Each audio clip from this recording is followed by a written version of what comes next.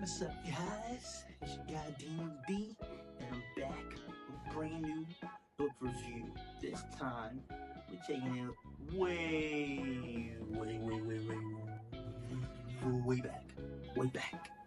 But before then, got a candle here. Orange creamsicle.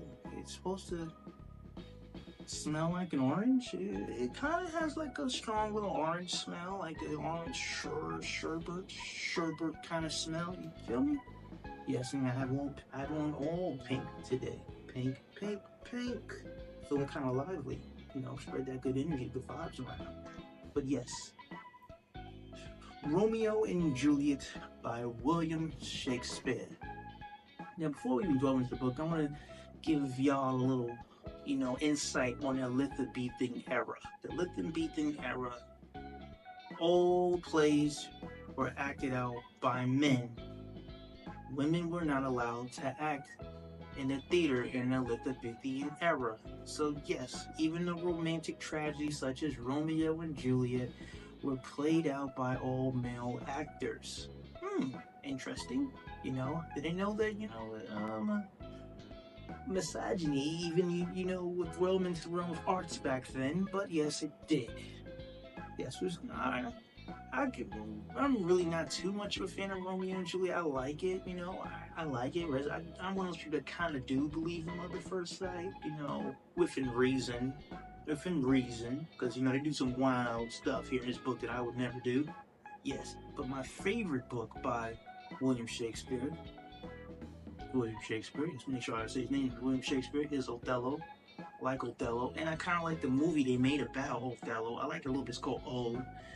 Just check it out. It's a movie called O. It's based on Othello, and then they actually made a movie called Othello that has what's that guy's name from The Matrix? Lawrence Fishburne. Yeah, anything with him in it is gonna be. That's my guy right there, Lawrence Fishburne, Morpheus. Yeah, but it was a good movie, Othello and O.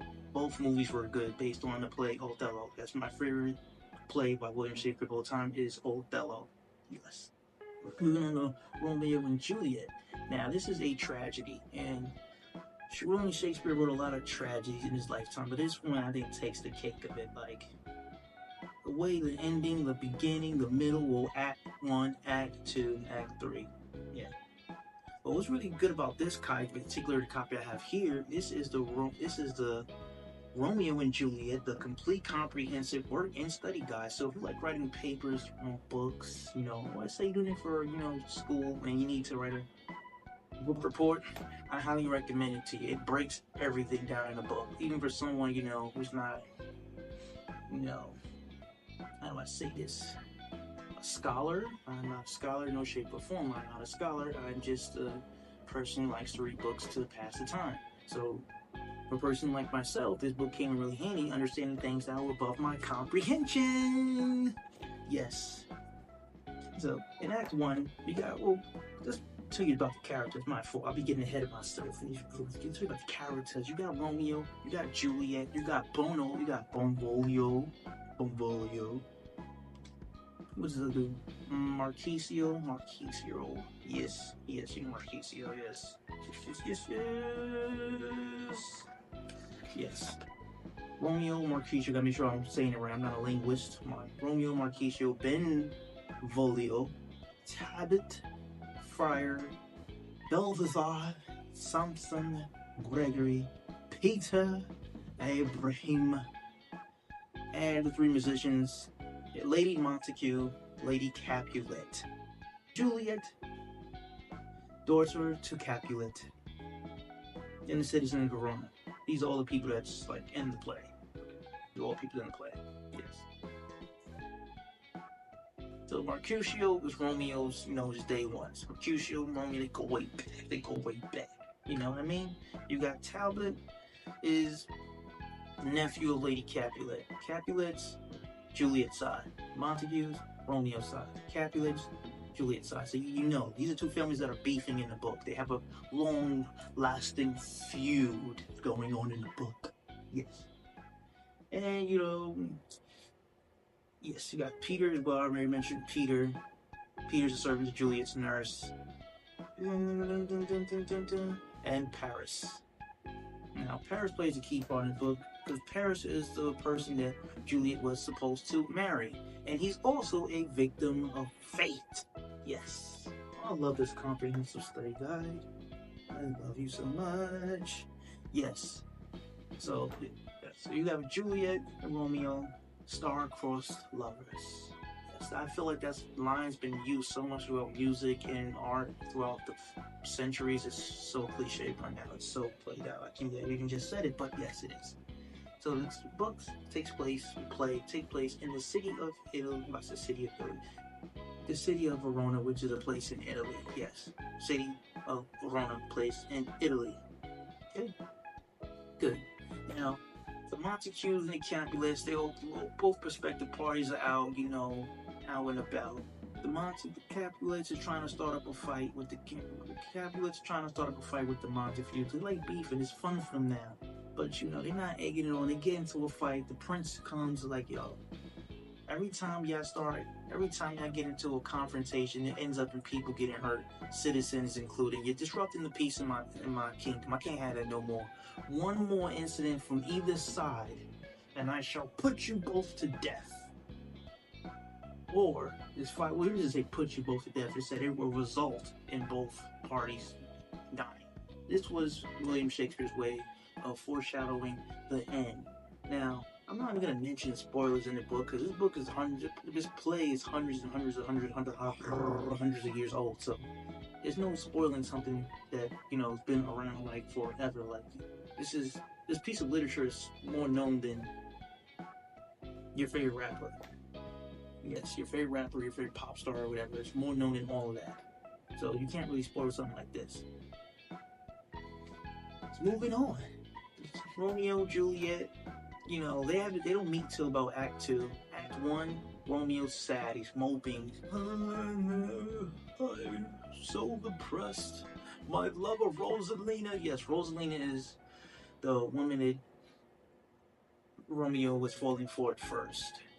So Benvolio, he's kind of like a mutual I say he plays a mutual party in this whole play. Benvolio comes along. He's like, Romeo, why are you so depressed? You're blowing my vibe, man. You're really blowing my whole vibe right now.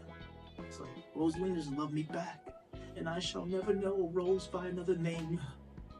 Alright, Benvolio kind of like bring it back down to earth. Whoa there. Romeo, keep it real with you, just kind of average. Kind of average looking. You got a way better selection of damsels in distress. You got a way better selection of women in Verona. Like, she's kind of average looking. Like, you're really putting her on a pedestal. You're really putting her up there, which you should be putting her right down here, man. He's like, no, let me take you out to a party. Let's go to a little party. You're gonna see what I'm talking about. So then let's skip through Act 1, Act 2, boom, Romeo meets Juliet. But I'm not in the business of doing a deep literature university style book review for you guys. I'm here to give you the gist of it. The gist of it. Romeo meets Juliet.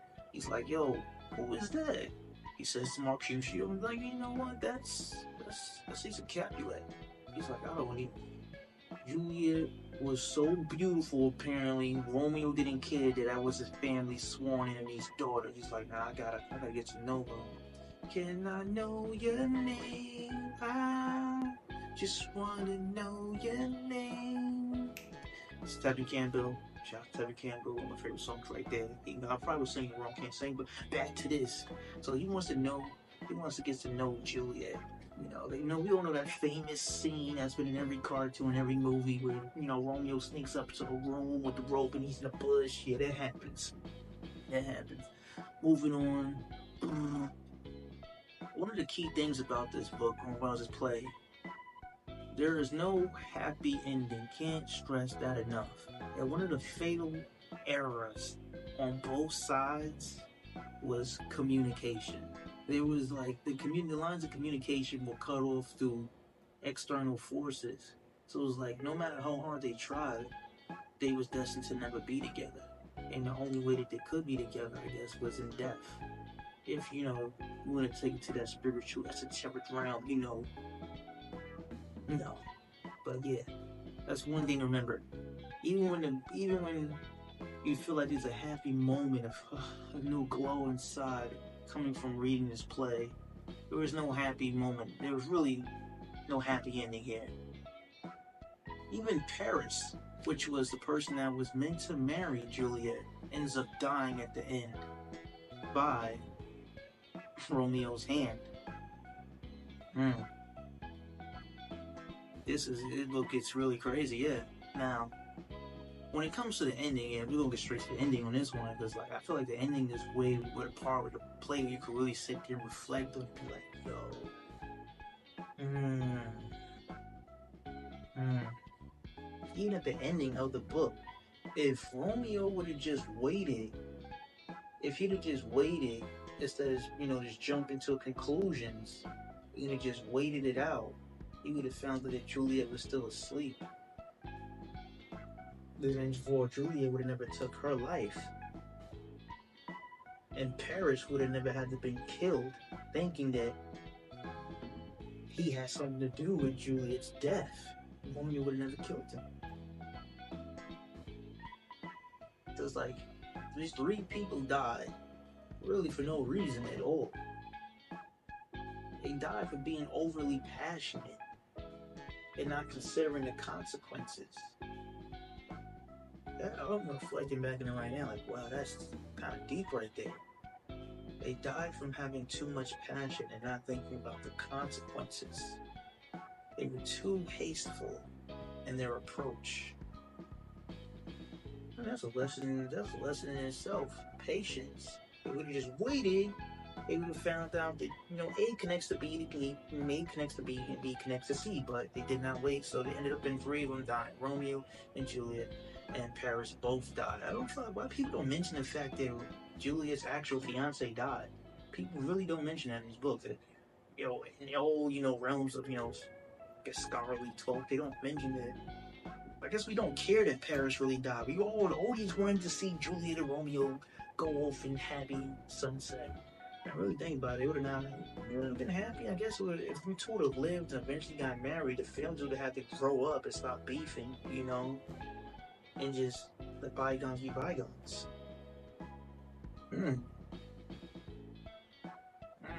That's true. That would have had to happen. But back to the topic of discussion. Now, as far as rating, I feel like when it comes to books or plays like top of the line, like writers like William Shakespeare, you can't really get them a grading criteria unless you've written something that is better than this or could write something better than this. So I'm gonna give it a thumbs up. You can't give it a star. You can't give it none of that because, William Shakespeare is a legend. But I approve of Elizabethan social procedure back then. But from just from one artist to another artist, I'm gonna give him a thumbs up. Go check it out, William Shakespeare. I highly recommend get this version. Get this version, a complete comprehensive work study guide, so you could understand it better and be able to, develop the more deep, conscientious thoughts, take your mind to the fifth plane, hop in a dimension, come out, with an IQ of 180. Yeah. I think my IQ when I first started reading this book was like at 100. Nah, I'm playing. My IQ is more like at 80. I feel like I'm now at like 90. Yeah, 90. Yeah, 90. Got 90% IQ or 90 IQ. I don't know how it rates, but yeah, definitely check this book out. This copy. Recommend get this copy, or you're kind of gonna be lost if your first time reading it. Yes, this copy. Oh, and next up on the list, huh? This one, Nobody's Angel.